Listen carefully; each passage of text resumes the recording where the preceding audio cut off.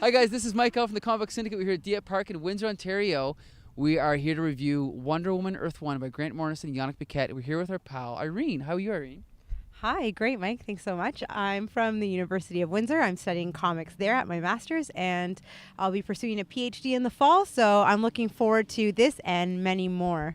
Okay, so with your background, going in completely, because you've never read a Wonder Woman comic before, right? Right. Okay, so going in with, never even mind what your impression is of Wonder Woman. What is your impression of this comic based on everything that you've studied and you've read before?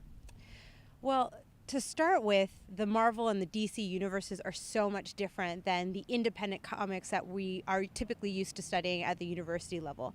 We can study these universes, but they have so much history that history leaks out into everyday life, from film, from hearing about the Amazonian tales. We've all been exposed in some way.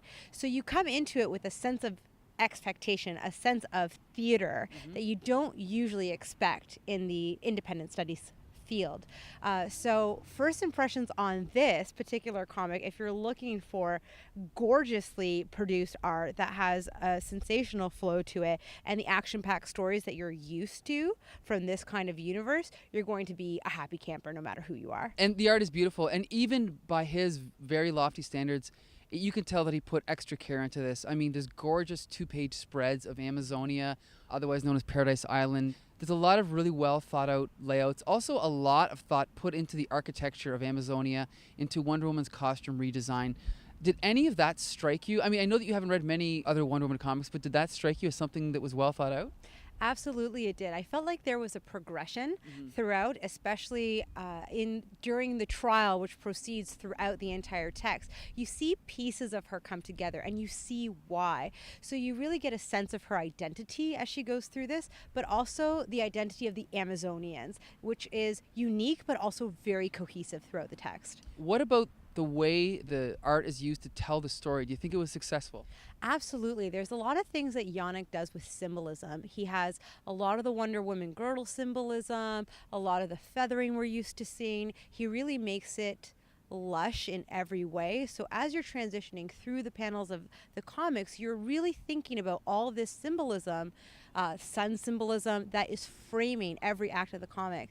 Probably my favorite thing that he does in this is he takes part of a theme like the lasso or pottery, and he makes those into the panels. He makes those a part of the story. So you are strung up in the fates and in the trial that is happening, as if you must tell the truth alongside the tale or find your own truth from it. One of the complaints that's leveled against Grant Morrison is that his comics tend to be confusing. This story is told out of order. Did you find the story structure confusing in any way?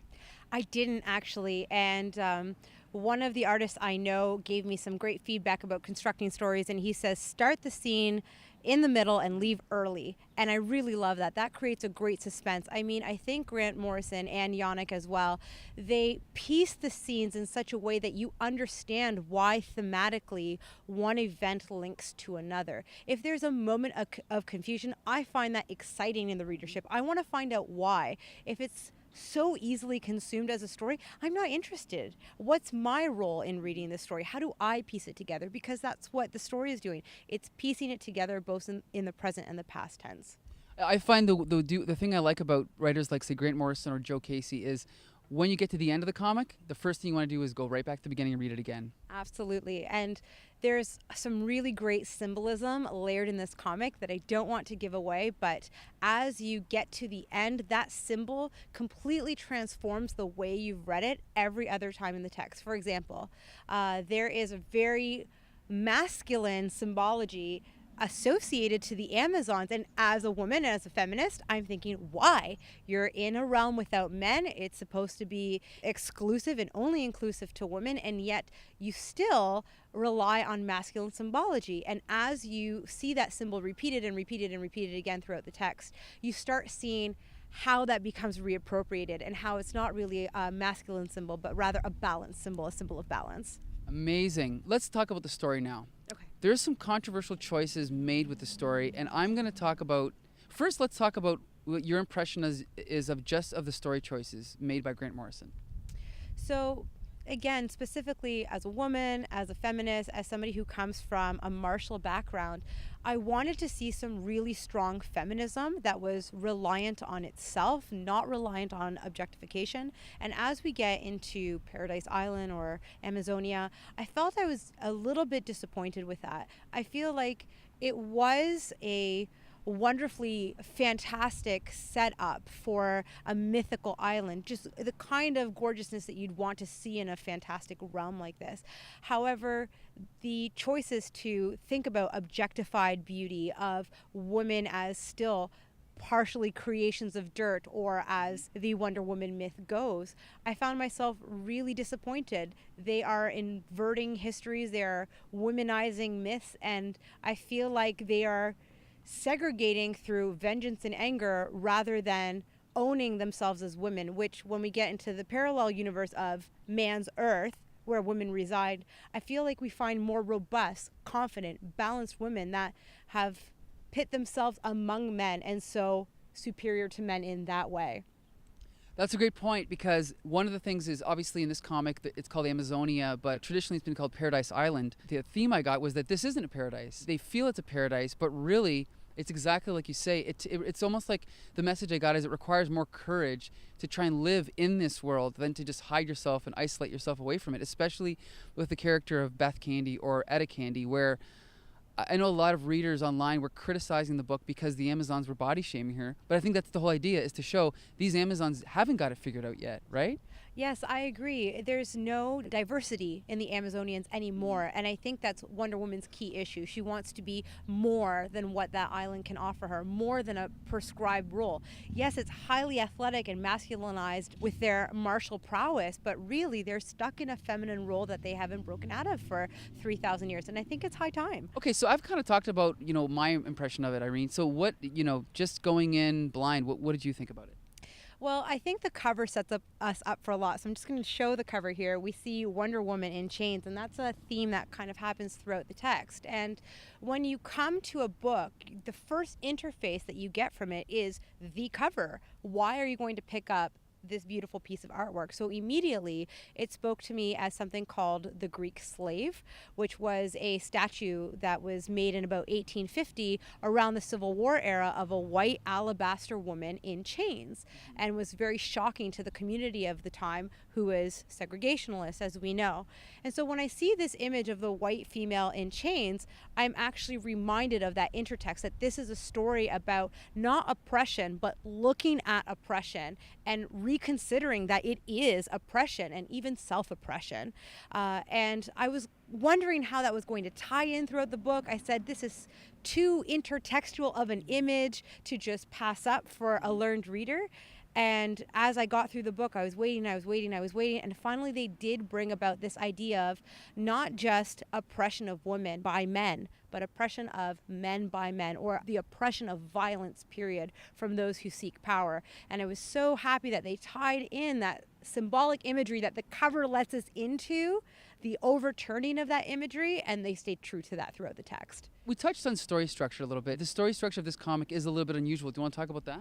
Absolutely. So I mentioned earlier how I liked the transformative gutters, or the spaces between panels that were used as the magical lasso, or in the beginning set of structures, it was like pottery, it was like Greek earthenware, and that originally was meant to tell story. It was an artistic story that was on these things. And as we get into the book, we see these stories crumbling away. The original story that the rest of this story is based on, we see through the shambles of this pottery into the holes which Grant and Yannick are giving us into a new story.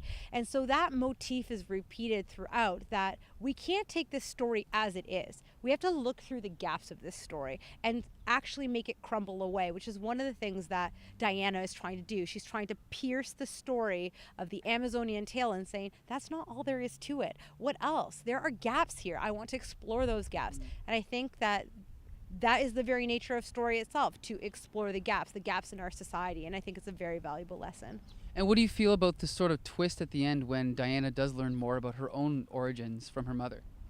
I think it's wonderful. I think that's everything we want to know. We want to know, who am I? What are our origins? What am I capable of? And I like that she becomes the figure of balance rather than the figure of femininity or the figure of masculinity. She is really something different, and she can explore that on her own terms for the first time. I think that's a narrative that appeals to a lot of women, but also a lot of men. We all want to try to make our way in the world and stand on our own 2 feet, and we have to leave our parents and what they want for us behind. That's a great point. I think at this point we can both say this is a significant work. It's a good comic, but there are still some negative things. Let's talk about some of the problems you have with this comic.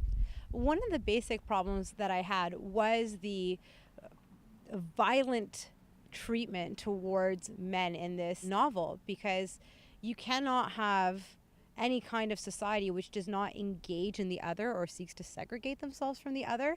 And the idea that the character Stephen Trevor would be put to death for setting on soil there, or that men should be eradicated, I thought was so backwards. Because what if we said that for all the females? It just doesn't hold water, that kill or be killed. So for me, it was a reading as though the Amazonians were completely comfortable with a gender genocide. And I wasn't comfortable with that. I felt, as a woman, is that what I would want? No, I don't want to be rid of all the men. I would like for both of the genders to understand each other and to have equal access to all that society has to offer, and can be built better with both genders. So Okay, now with some of the criticisms, some people will sort of retort that a lot of this was in the original comics by the creator back in the 1940s. Does that excuse it, do you think, or no? no, I think actually the text raises one of the questions, which is whose duty or whose role is it to protect women everywhere? And that's a duty and a role for both men and women. It's our duty of all of us to protect each other, no matter our differences and no matter our scruples with those differences. It's to make sure that each person has the right to live free and safely and access what they want to out of the society. That's a great point. I want to ask you this. Sure, okay. Because you're more familiar with the lore. So I also had issues with this enchanted mirror. I mean, really, your most powerful object as a woman is a mirror, right? Like, what are we really saying when we say that? Or kind of how is that complicated? Well, Hippolyta had a version of that mirror back in the 40s. You know, I took it as almost like a fairy tale thing, almost like Snow White or something. So I didn't take it as an example of vanity. Is that what you're thinking? Well, I just think if that's your most powerful object and it is a symbol of female vanity, then what does that say about how your power is rooted? Something to think about. Okay, you know, let's touch on. How about this? I'll talk about a couple of things that are definitely rooted in the old stories. Sure. The kangaroos. The old comics had the Amazons riding kangaroos. What did you think of them? I loved it. I wanted a kangaroo to ride on my own. I'd take him to school with me, feed him Cheerios. Yeah. I mean, like, what an outrageous idea, but it works. It's perfect. Yeah, I think it's just something different. I think it shows perhaps, like, in a whimsical way, the skill that these women have. It's not something that we would think of, such as horses. It's a completely different field that they have tamed. And as far as I know, kangaroo riding isn't a thing. Does anybody want to correct me on that? I think you're right on that one. Okay, what about the purple healing ray? I liked the purple healing ray. I thought it was definitely playing into the attributes of femininity. I think what I didn't like about it is how easily it could be calibrated for almost anything. It was just this magical object that didn't need any kind of explanation except Diana understood it. So, it works for the convention of comics. Could it be something else? Sure. The creator of Wonder Woman also created an early version of the lie detector. Okay. He is infamous for being a champion of women's rights, but also living with a wife and a mistress his whole life, or his adult life at least. What do you think about this idea of bondage and the idea of submitting to loving authority, which is an idea that goes right back to the 40s? How do you interpret that idea? Yeah, I thought that was one of the key issues of the text. And I think I like that it was framed through strength. And I say this of forgiveness. It's very difficult to forgive somebody. Do we all need forgiveness? Yes. Is it difficult to submit to somebody under the acts of oppression? Absolutely. But when you willingly give yourself to somebody, a friend, a parent, you sacrifice for them because everybody needs a sacrifice at the expense of other at some point. And that's what comics lore gives us, period. Do they say it in an awkward way? Yeah, I'll buy that. But I think the concept behind it, that we all have to submit to one another to have a peaceful and diverse world, at times, absolutely, we do. What I took away from it is that Wonder Woman really is a superhero unlike any other. And maybe for a long time she hasn't been as well defined as she is in this story. But in this, you walk away from it going, there's no other superhero that's like this. There's no other superhero that has this type of role. And so for that, I think this is successful, at least in that way. What do you think? So I'm not as familiar with the Wonder Woman lore as you are, but certainly having somebody with a foot in two worlds is a very attractive narrative tool, because it's somebody that can identify with us and understands us as we want to be understood, but also that has the power we all wish we could have and wish we could embody to bring about a real change, and to bring about a real change for those people who are marginalized and those people who are oppressed. So my question to you becomes, where do you think Wonder Woman goes next? We have this interpretation of her. We finished the origin story. There she is standing at the gates of Earth. One, where does that go? I don't know. I can first say that as I was flipping through the comic and I got to that last page, I actually went, ah! Because I wanted more. I always want more with Grant Morrison stories. And as far as where it will go, I think I see big changes coming. I think if there's, apparently now they've already announced there's going to be 2 more. So I imagine that with the middle part of this trilogy, we're going to see some huge problems with maybe, I don't know what, but an adjustment period with Man's World and with Paradise Island. Well, there's going to be huge problems. Who knows, double crossing? I don't know, but that's what I see happening. Okay. Do you see any of the other Amazonians coming back to Man's World and perhaps, helping or? I think that some of the characters we've seen, some of the Amazons, will perhaps take a different side against Diana, possibly in Man's World, teaming up with other factions. I mean, my imagination is very limited compared to the creators on this comic, so that's as far as my brain can go. But what do you think? What do you see coming? I definitely could see a type of civil war. The idea of mobility leaving the island, there's a precedent now. I don't think people will want to stay after a change. I think that disrupts the harmony of what they have had there. So definitely changes to come, exciting ones.